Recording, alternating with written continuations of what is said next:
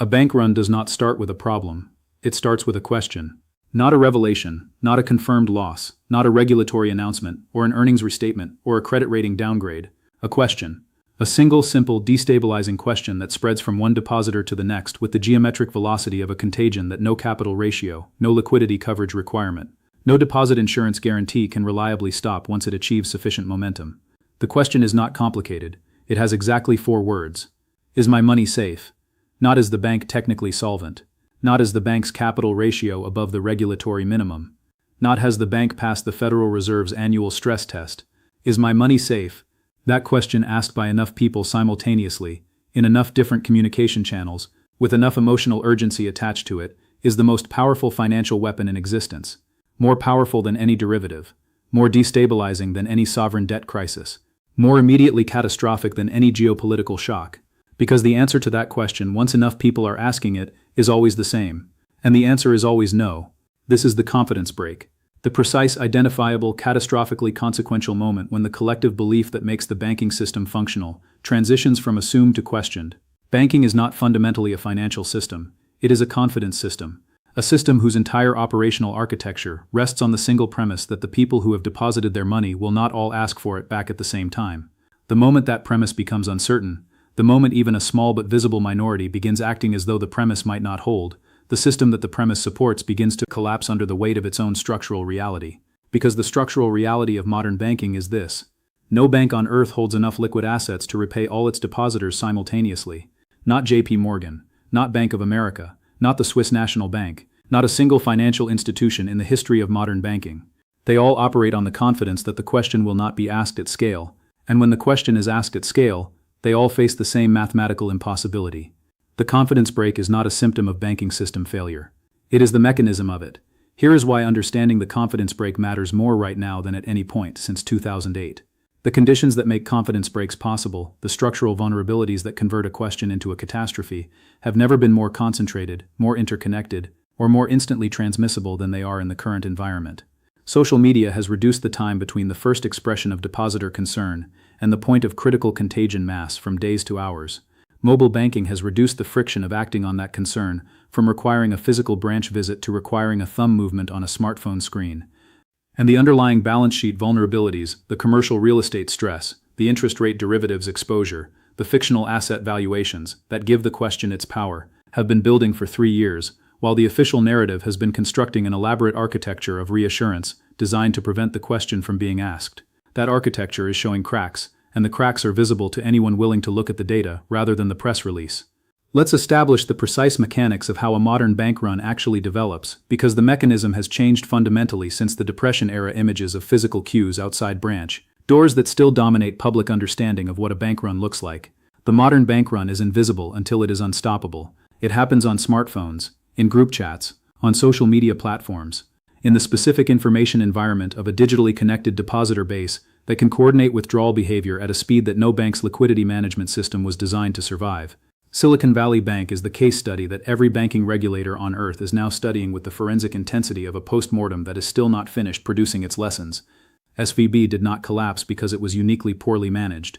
It collapsed because it was a highly visible demonstration of how the modern confidence break operates at full velocity in a social media environment. The sequence is instructive in its precision. SVB announced on March 8, 2023 that it had sold $21 billion in securities at a $1.8 billion loss and was seeking to raise $2.25 billion in new equity. The announcement was factually accurate. The loss was real but manageable. The capital raise was routine. In any previous era of banking, this disclosure would have generated analyst notes, a stock price decline, and a period of heightened scrutiny. It would not have generated an existential crisis within 48 hours. But SVB's depositor base was concentrated in Silicon Valley venture capital and technology, one of the most digitally connected, group chat coordinated, information processing efficient depositor communities in the history of banking. The announcement triggered immediate discussion in the specific private communication channels where SVB's largest depositors coordinated. Within hours, prominent venture capitalists were publicly and privately advising portfolio companies to withdraw deposits. By the morning of March 9th, SVB customers attempted to withdraw $42 billion in a single day. $42 billion in one day, against a bank with $209 billion in total assets. The run was not caused by SVB's insolvency. SVB was not insolvent on March 8. The run caused the insolvency. the confidence break created the reality it was responding to. The $42 billion single-day withdrawal at SVB was the largest bank run in American history, measured by dollar volume. But it was not primarily a story about SVB's specific vulnerabilities. It was a demonstration of what the combination of concentrated depositor communities, instantaneous digital communication, and frictionless mobile banking can produce. When confidence breaks in a financial institution with any visible vulnerability, real or perceived, that gives the question its initial momentum. The vulnerability does not need to be fatal, it needs to be visible enough to generate the question. And once the question generates enough simultaneous withdrawal attempts, the question becomes its own answer, regardless of the institution's actual underlying condition. Now apply this mechanism to the current banking environment with the specific vulnerabilities that exist right now. The commercial real estate exposure sitting on regional bank balance sheets, $1.5 trillion in maturing loans that cannot be refinanced at current rates, carried at valuations that have not been tested by actual market transactions, is the visible vulnerability that gives the question its next iteration of momentum.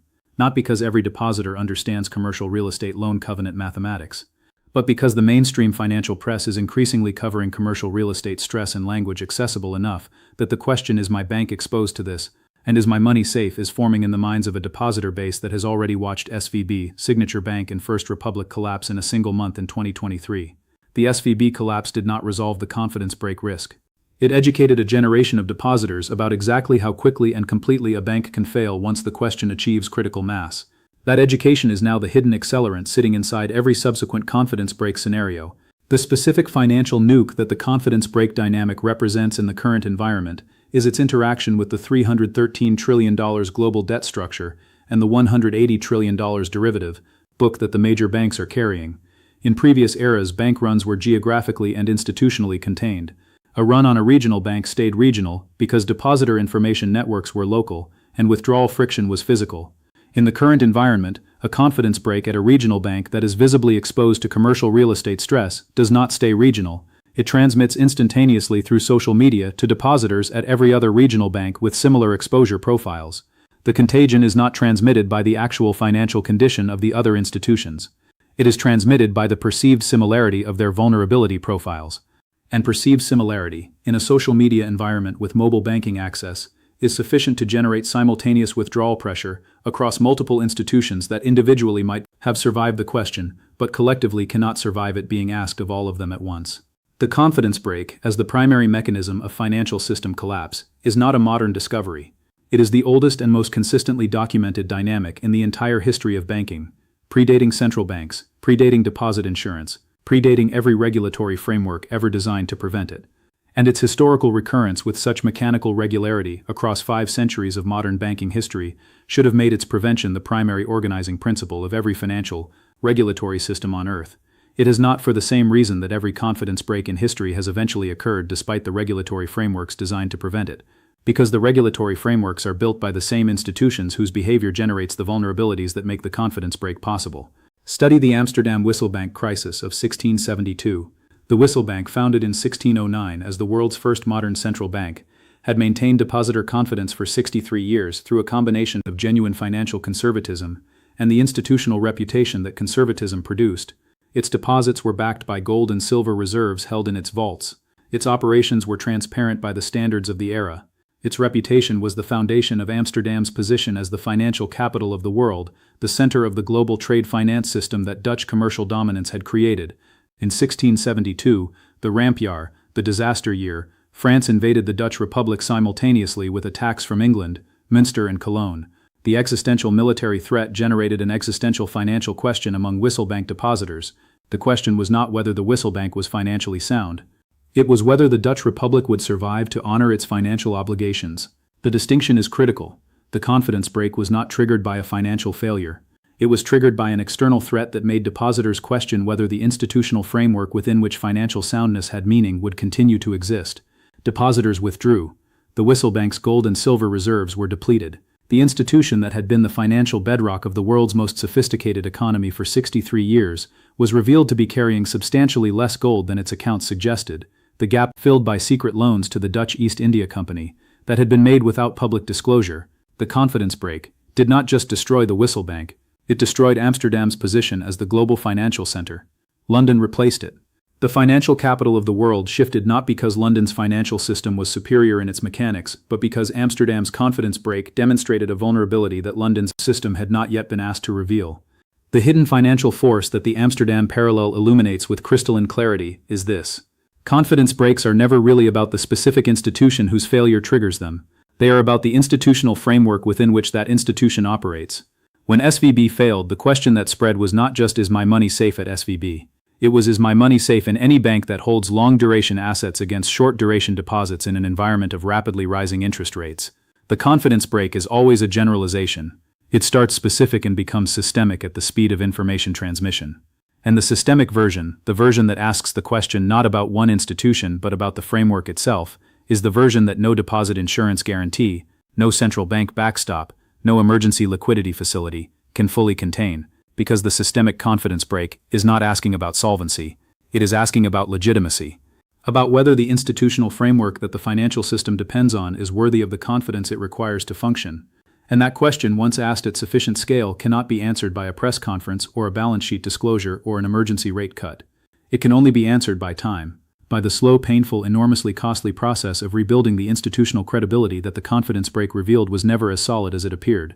The Weimar Republic's banking crisis of 1931 provides the most precise modern parallel to the current environment.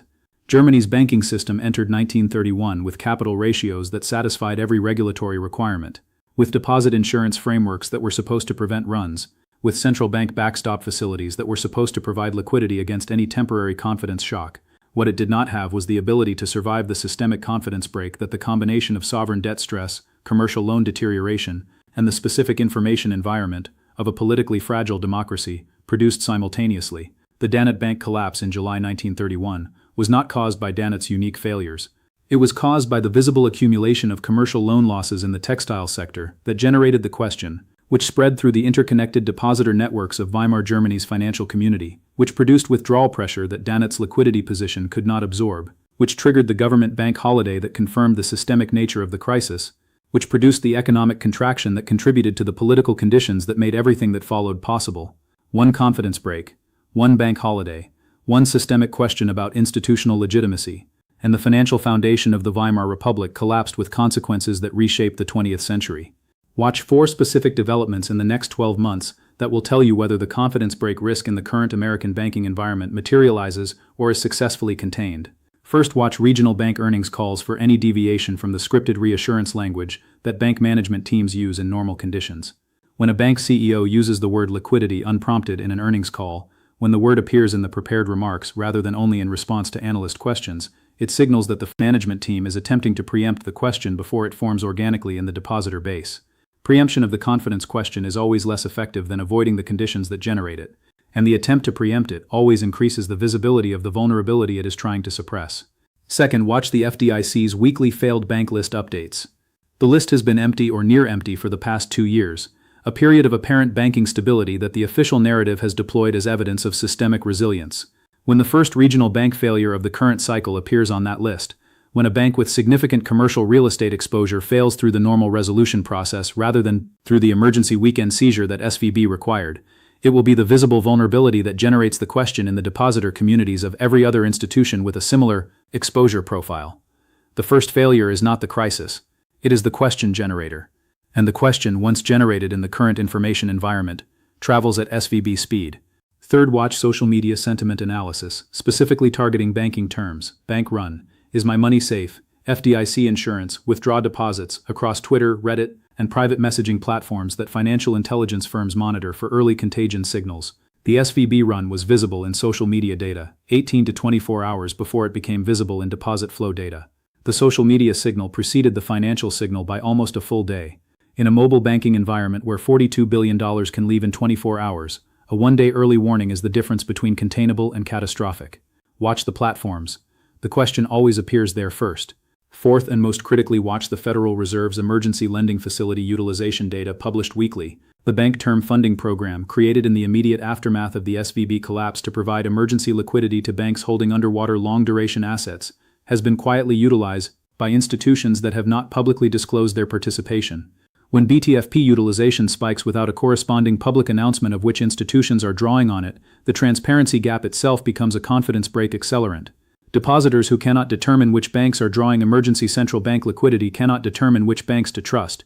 The uncertainty is as destabilizing as the disclosed weakness, and the Federal Reserve's institutional preference for managing confidence through opacity rather than transparency is the specific vulnerability that the next systemic confidence break will exploit most efficiently. Here is the final truth that every bank run in history has eventually forced the financial system to confront. Banking is confidence. Confidence is fragile. Fragility compounds in silence and detonates in public. The entire apparatus of central banking, deposit insurance, regulatory capital requirements, and emergency liquidity facilities exist not to make banks fundamentally sound, but to make the questions "my money safe?" sufficiently difficult to ask that the critical mass required for a run is never reached. When that apparatus fails, when the question forms and spreads faster than the institutional response can contain it, the financial system discovers what it always knew but could never acknowledge: that the confidence was always the asset, that the capital was always the collateral for the confidence, and that when the confidence breaks, the capital is never enough. It has never been enough. Not once.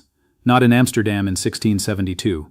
Not in Weimar, Germany in 1931. Not in Silicon Valley in 2023. The question always wins, because the question is always right. The only money that is truly safe is the money you understand well enough to protect before the question is asked. And the time to reach that understanding is always, without exception, before the question forms, not after.